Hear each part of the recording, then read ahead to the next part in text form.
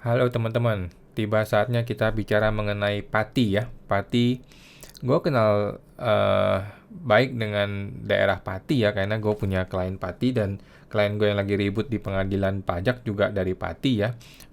Oknum petugas pajak dari Pati ya, yang kita lawan. Jadi Pati ini adalah salah satu bukti ya, no viral no justice. Di negeri Konoha itu no viral no justice teman-teman ya. Pati adalah bukti yang sangat-sangat nyata. Satu cerminan yang betul-betul apa ya istilahnya ya, yang betul-betul faktanya seperti itu gitu loh. Kalau nggak viral nggak bisa justice. Kalau bisa viral akhirnya masuk ke angket DPR, mau dimakzulkan, kemudian dia minta maaf.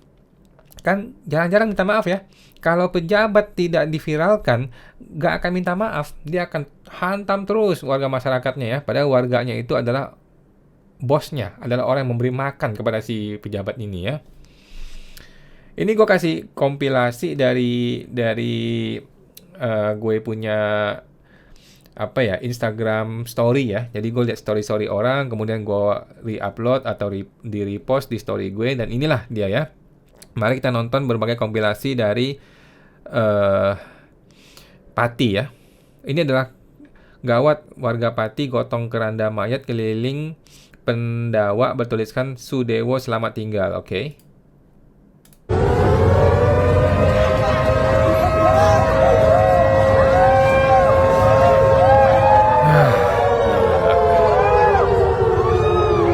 Oke, next. Halo, aku Saidi, aku habis Ini bukan. Tapi perlu diketahui ya, tanah itu Ini bukan. Ini bukan. ini Pak. Ini bukan. Ini ya. Wakil rakyat mulai panik ya dengan euforia demo melawan Bupati Pati ya. DPR khawatir kalau Sudewo berhasil dilengsarkan dengan cara no viral no justice, maka ini bisa berbuntut ke daerah lain ya. Bahkan anggota DPR, bahkan Kapolri bisa diturunkan oleh rakyat ya. Karena memang rakyat adalah pemilik kedaulatan teman-teman ya. Rakyat adalah pemilik kedaulatan di negeri ini. Jadi bisa saja rakyat menurunkan seorang pejabat dengan people power ya. Tetapi menurut gue sih rusak ya negara ini kalau begitu caranya ya. Oke, lanjut. Bukan. Bawa kepada TNI atau ke polisi. Semangat. Wong Pati orang sepele, betul? Wong Pati orang. Bapak Ibu di belakang siap? Ya, kalau siap, mari usaha untuk mengupayakan agar Bupati. Bukan apa tidak Bapak Ibu? Gila ya. 85.000 tuh banyak banget, Bos. Jangankan 85.000, 85 orang aja yang kecewa dengan pejabat itu harus langsung ditanggulangi, harus langsung diayomi, harus langsung diajak bicara, langsung ditanya masalahnya apa, kami bisa bantu apa, kami kan pelayan Anda gitu ya. Harusnya begitu seorang pejabat. Jangankan 85.000, jangankan 85 orang, ada 8 orang aja yang komplain sama pemerintah. Ini harus ditangani, harus diayomi, harus ditanya. Kami bisa perbaiki diri apa ini? Kami pelayan rakyat nih. Tetapi si oknum pejabat brengsek di negeri Konoha, maksud gue ya, di negeri Konoha ya, pejabatnya pada brengsek gitu, nggak peduli. Tapi kan akibatnya ketika sudah viral, minta maaf. Nggak malu tuh minta maaf. Malu dong minta maaf, tetapi ya daripada dilengsarkan langsung kan mending minta maaf. Tetapi mohon maaf ya, rakyat Pati sudah terlanjur sakit hati gitu loh. Memang memang seanjing itu gitu loh cara kerja lu gitu. Segitu arogannya ini pejabat. Oke. Next.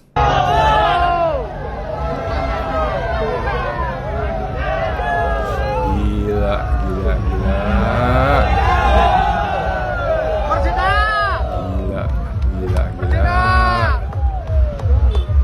Mau jadi apa negara kita? Mana Prabowo ya? Prabowo kemana teman-teman? Gak ada kabarnya Prabowo ini ya. Prabowo biasanya kan sangat ini ya, sangat sensitif sama isu-isu yang sampai viral ya. Ini apa belum cukup viral? Apa masih ada pertumpahan darah baru Prabowo mau turun tangan? Gimana nih Pak Prabowo ini? Hari ini Bupati harus lancar.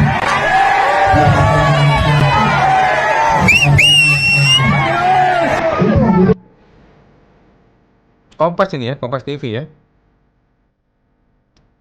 Gila loh, rakyat digituin. Gila, gila.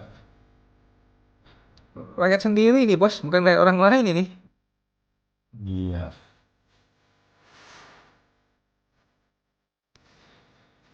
Aduh.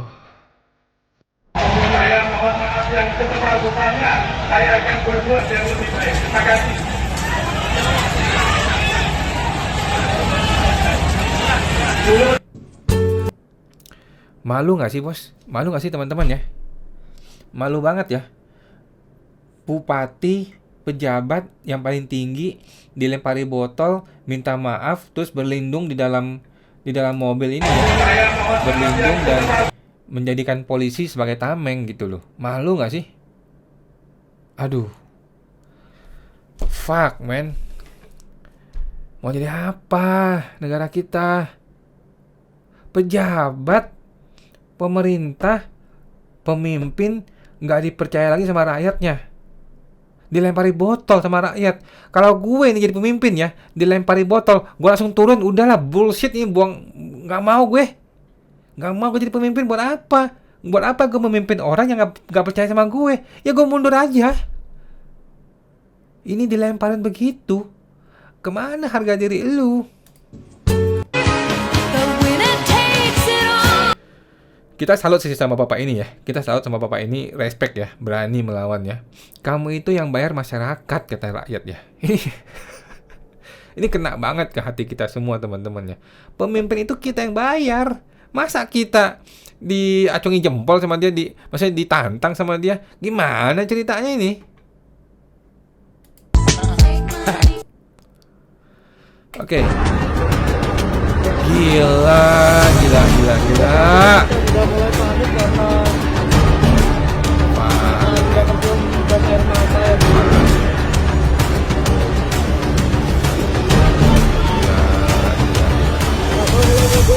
Ini Jakarta nih. Jakarta apa bukan nih?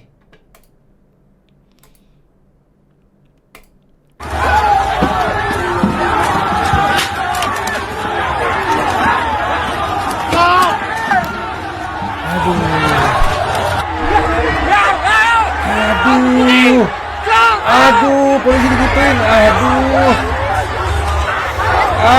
Shit.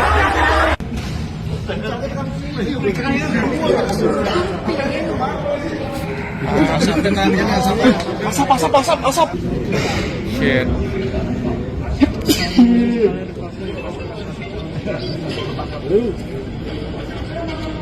Aduh.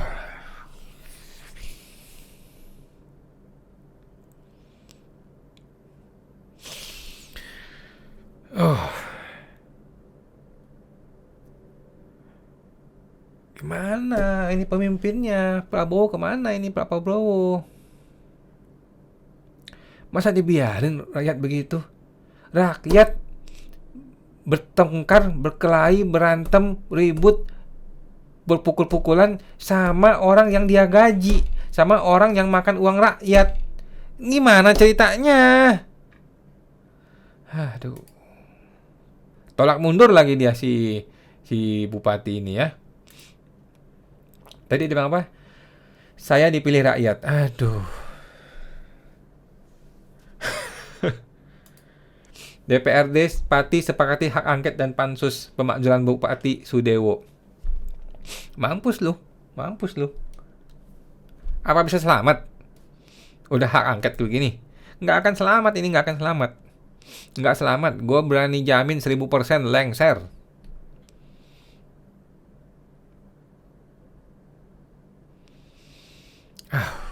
Mau gimana kalau gini caranya ya?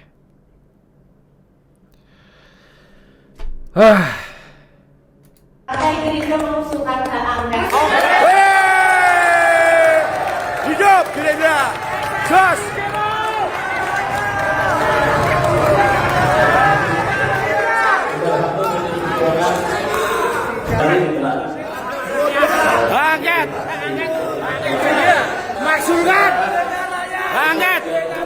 Ini ya teman-teman, ini DPRD ya, DPRD.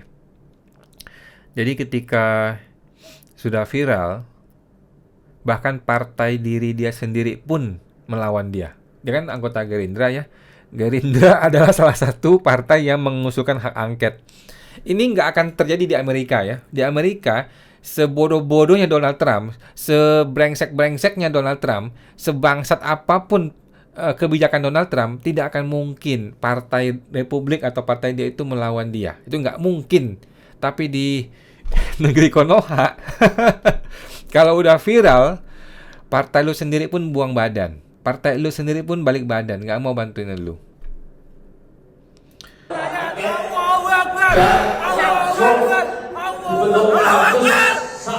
Jos, Pak Joni, jos, sip.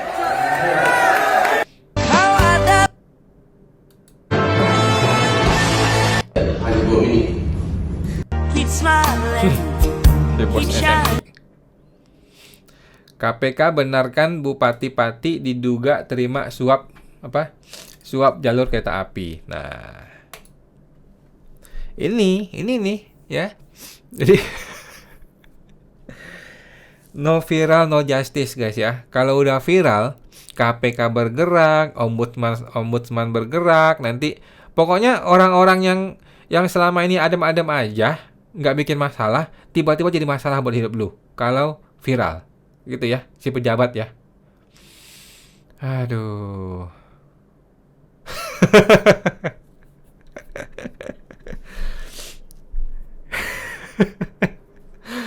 Aduh, suap itu kan gampang sekali. KPK mah punya data, teman-teman ya. KPK itu kan punya data banyak, tinggal kapan aja kartunya mau dibuka gitu loh. Kalau kartu dibuka, tangkap selesai gitu kan.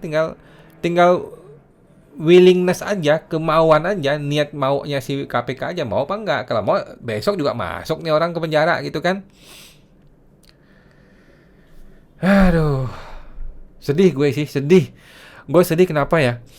Karena gue sedih negara kita ini sudah sebegitu lama merdeka ya, 80 tahun, tetapi justru menjelang hari-hari kita merdeka, kita disuguhkan dengan pejabat publik yang begitu arogan, yang akhirnya harus dilawan oleh rakyat, berdarah-darah, harus demo, harus rusuh, baru ini orang mau dilengsarkan oleh DPRD.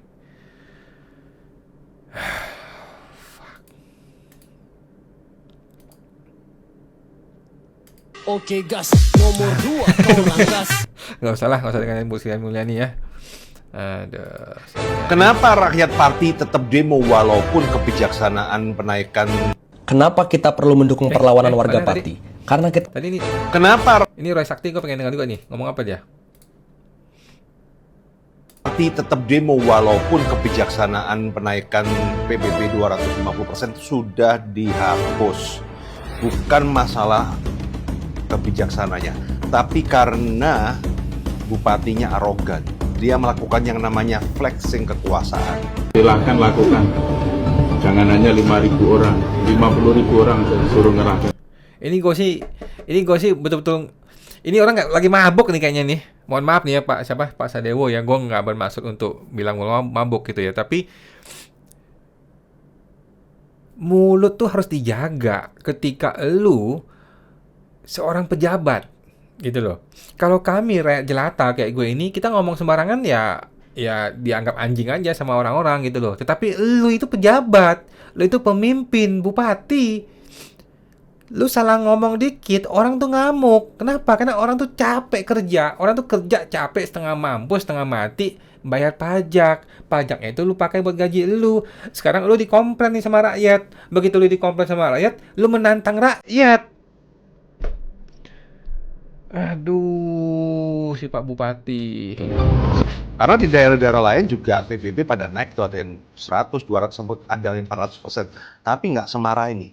Artinya apa? Masyarakat rakyat Indonesia itu udah muak dengan bupati ataupun pejabat yang flexing kekuasaan.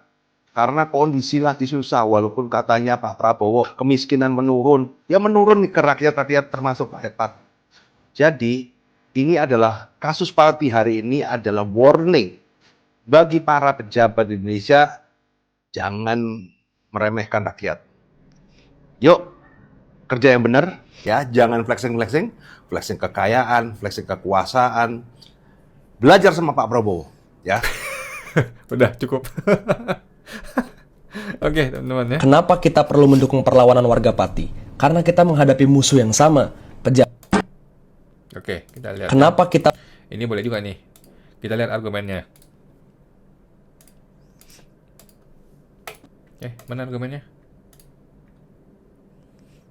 perlawanan warga Pati? Karena kita menghadapi musuh yang sama, pejabat dan kekuasaan yang makin hari makin arogan kepada rakyatnya sendiri. Perlawanan perlu kita berikan biar mereka semua nggak petantang petenteng. Karena kita semua rakyat dan warga sipil yang berikan mereka kesempatan untuk duduk dan memiliki otoritas. Mereka nggak jadi raja di antara kita. Mereka adalah pelayan kita, mereka perlu ingat itu. Pati ini luar biasa hebat.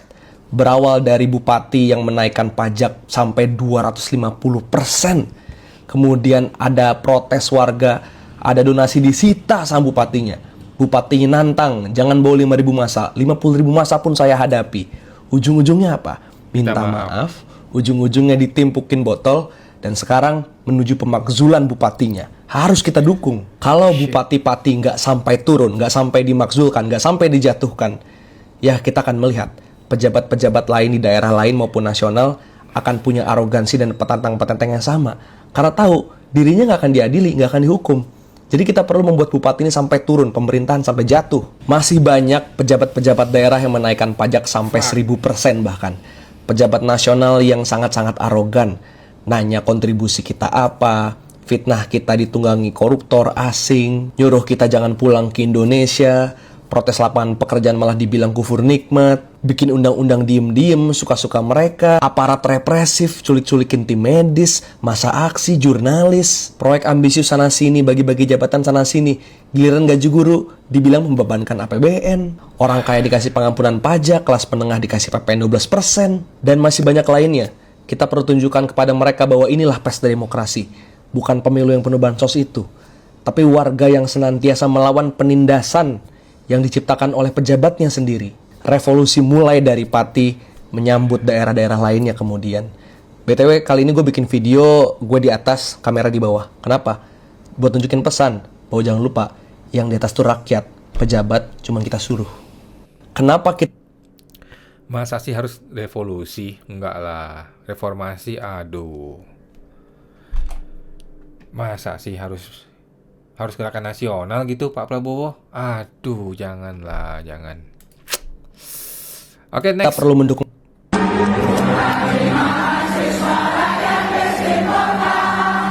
Sekarang ngerti kan kenapa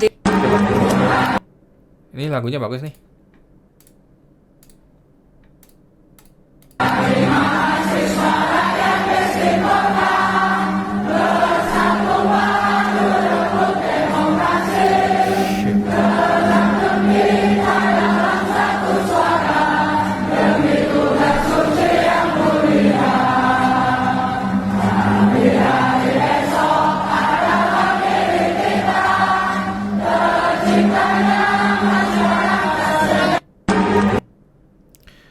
Ini tuh orang loh ya, ini rakyat loh ya, ini rakyat loh. Rakyat ini harusnya kerja di kantor bos, kerja. Harusnya lagi kerja, tapi dia demo. Kenapa? Karena hatinya pengen ngelawan pejabat. Karena hatinya tuh nggak senang dengan pejabat. Dan pejabat mengirimkan gas air mata, brengsek.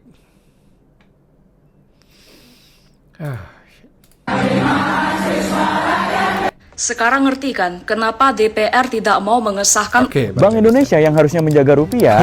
Mas aku nanya, mana yang lebih menghina merah putih? Merobek-robek merah putih atau jual tambang ke asing?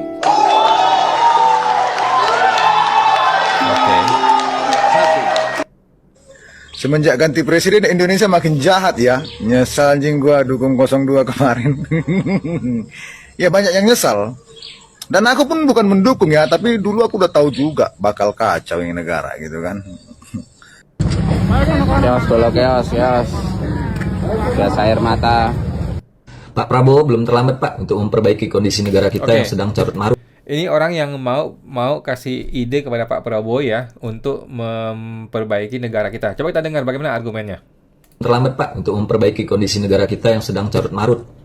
Ekonomi yang sulit, daya beli masyarakat yang turun, banyaknya perusahaan gulung tikar, tingkat hunian kamar merosot, destinasi wisata sepi, PHK massal di mana-mana, IHSG turun, rupiah melemah, kabinet gemuk tidak bermutu, aparat penegak hukum justru melanggar hukum, mega korupsi, RUU TNI, demonstrasi yang berakhir dengan kekerasan.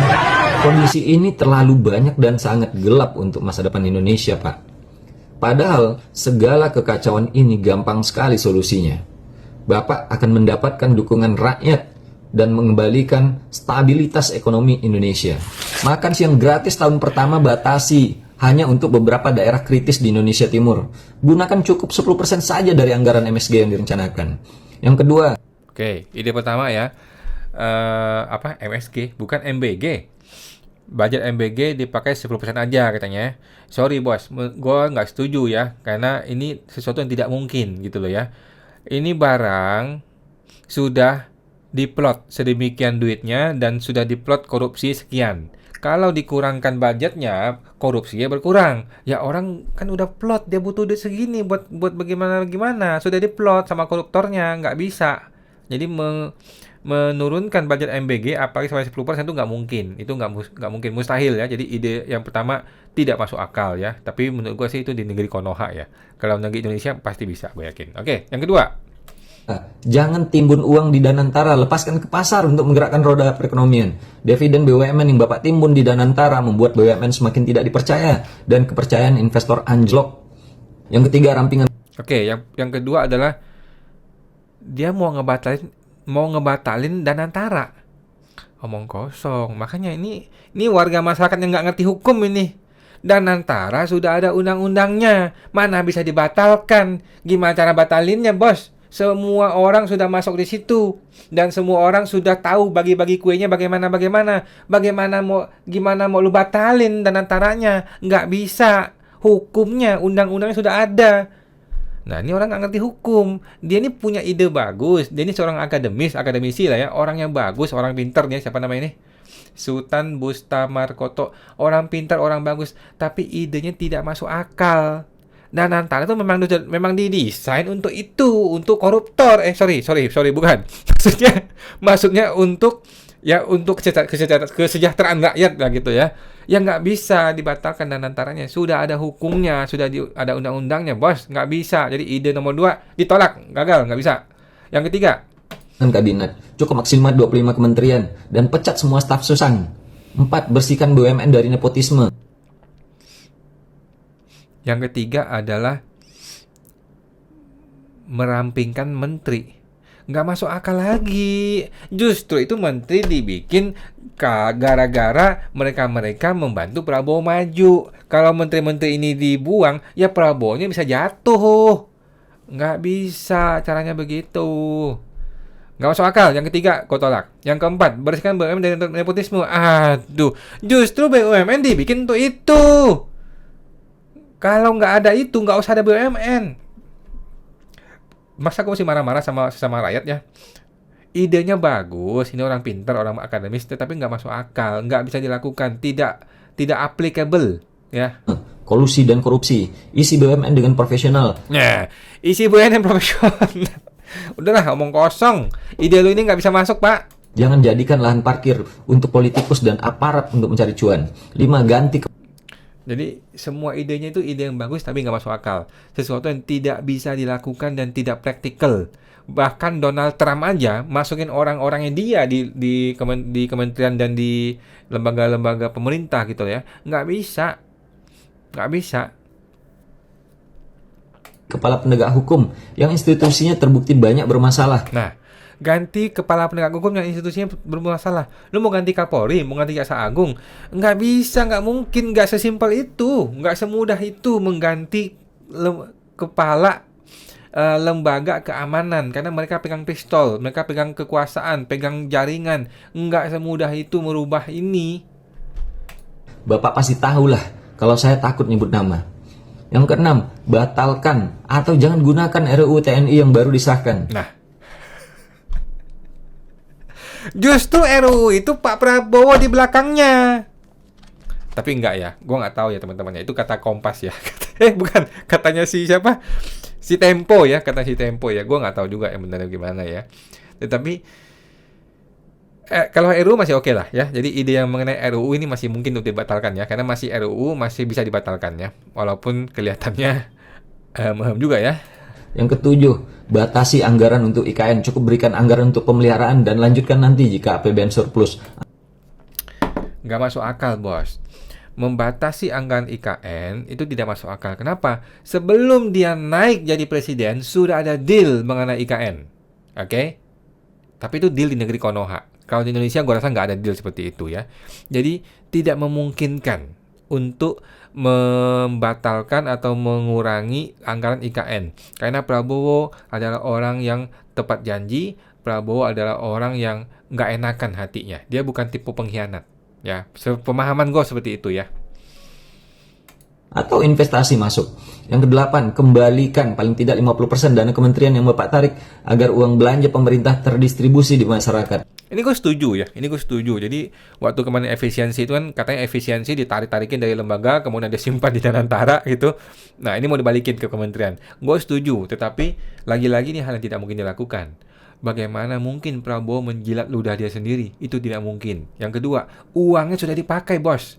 Uang yang ditarik dari kementerian-kementerian sudah dipakai oleh entah siapa di sana, nggak tahu ya. Jadi nggak bisa, nggak applicable. Yang kesembilan, stop menganggap kami rakyat yang kritis sebagai musuhmu. Kami rakyatmu yang peduli dengan negara kita. Setuju, ini gue setuju ya. Jadi orang-orang kayak gue ini ya, yang sangat-sangat kritis, bukan musuh Pak Prabowo ya, bukan musuh dari penguasa. Kita ini adalah orang yang memberi makan penguasa. Kita ini adalah orang yang membayar pajak. Kita ini peduli sama negara ini ya. Kita pengen care, kita peduli sama rakyat, sama negara, sama pemerintah. Kita mau ini maju gitu loh ya. Cuman kalau ada pejabat-pejabat yang brengsek, kita tuh nggak bisa gitu loh. Nggak bisa melihat pejabat tuh bangsat gitu. Nggak bisa gitu loh ya. Atau karena gue masih terlalu idealis ya. Yang berhentilah memaki kami dengan bahasa-bahasa kasar yang tidak sopan. Seperti mukamu gelap. Kalian itu adalah pejabat negara yang dibayar oleh rakyat. Tunjukkan bahwasanya kalian itu pantas. Dan yang terakhir, sahkan undang-undang perampasan aset agar uang negara, kekayaan Indonesia tidak lagi dimakan oleh tikus-tikus bangsat. Semoga Bapak bisa mendengarkan masukan ini dari rakyatmu yang cinta Indonesia. Oke, undang-undang perampasan aset omong kosong ya, lupakan itu ya. Lupakanlah undang-undang perampasan aset, nggak akan jadian. Jadi kesimpulannya dari video gini adalah kasus Bupati Pati, Pak siapa Sadewo adalah bukti nyata ya, terang benderang. No viral, no justice. Di negara Konoha, kalau lu gak bisa viral, jangan harap lu bisa dapatin justice, teman-teman ya. Tetapi kalau lu sudah bisa viral, jangankan bupati ya, orang-orang yang lebih penting lagi pun bisa kita lengserkan. Yang penting rakyat bersatu. Nah, pertanyaannya rakyatnya bisa bersatu apa enggak, gitu kan? Dan lagi-lagi mesti kembali ke Pak Prabowo. Prabowo ini mau membawa negara kita kemana? Sejauh ini kan masih belum jelas nih. Prabowo ini mau bawa negara kita ini kemana? Masih nggak jelas. Blueprintnya nggak jelas gitu loh. Dan masih terlalu banyak cawe-cawe politik di mana-mana gitu. Dan instrumen hukum, Pak, mohon maaf nih ya, hakim-hakim di pengadilan pada error ya. Gua juga lagi bersidang di pengadilan negeri, di pengadilan pajak, pada error ya hakim-hakimnya ya. Ya mau gimana? Akhirnya kita hanya bisa hanya bisa berpikir ya udahlah ya.